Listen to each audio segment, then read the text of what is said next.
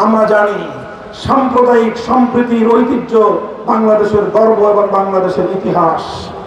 এই সম্প্রীতির বন্ধনকে আমাদের অটুট এবং অবিচল রাখতে হবে।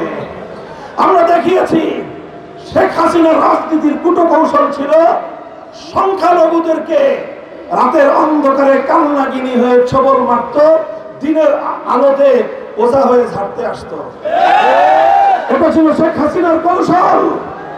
এদেশের হিন্দুদের উপর নির্যাতন করত শেখ হাসিনার হেলমেট লীগ। এদেশের হিন্দুদের বাড়িঘর কেড়ে নিত শেখ হাসিনার হাতুড়ি লীগ। যখন তারা পালিয়ে গেল, একটা দেশের মিডিয়া তারা মায়া কান্না শুরু করলো, বলতে লাগলো বাংলাদেশে নাকি সংখ্যালঘু নির্যাতন হয়। বাংলাদেশের আলেম সমাজ, ইমাম সমাজ, এদেশের ইসলাম প্রিয় জনতা এক মাস পর্যন্ত হিন্দুদের মন্দির, বৌদ্ধদের প্যাগোডা, খ্রিস্টানদের গির্জার সামনে দাঁড়িয়ে পাহারাদারি করেছে। বিগত আগস্ট বিপ্লবের পর থেকে গোটা বাংলাদেশের একজন হিন্দু বা বৌদ্ধ বা খ্রিস্টানের উপর কোন নির্যাতনের নজির নাই। আমরা আগামী দিনেও বাংলাদেশে সম্প্রীতির এই অনন্য দৃষ্টান্ত ধরে রাখবো। এই বাংলাদেশ মুসলমানের, এই বাংলাদেশ হিন্দুদের, এই বাংলাদেশ বৌদ্ধদের, এই বাংলাদেশ খ্রিস্টান ধর্ম বর্ণ নির্বিশেষে সকলের অভিন্ন বাংলাদেশ। শেখ হাসিনা আছে নরেন্দ্র মোদীর ঘরে, এটা নিয়ে তেমন কোনো আপত্তি আমি করব না। যতদিন রাখতে মনে চায় রাখো।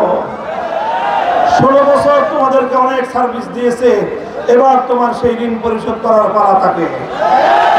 তোমার হাতে বাংলাদেশটাকে তুলে দিয়েছে, তুমি বাংলাদেশকে লুটে পুটে অনেক খেয়েছো, এবার সেখান থেকে কিছু খাও।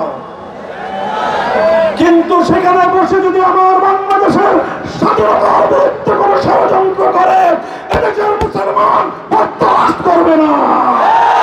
আগস্টের বিপ্লবকে যদি চূড়ান্ত মঞ্জিল পর্যন্ত পৌঁছাতে হয়, দুটি জনগোষ্ঠীকে বিশেষ ভূমিকা রাখতে হবে।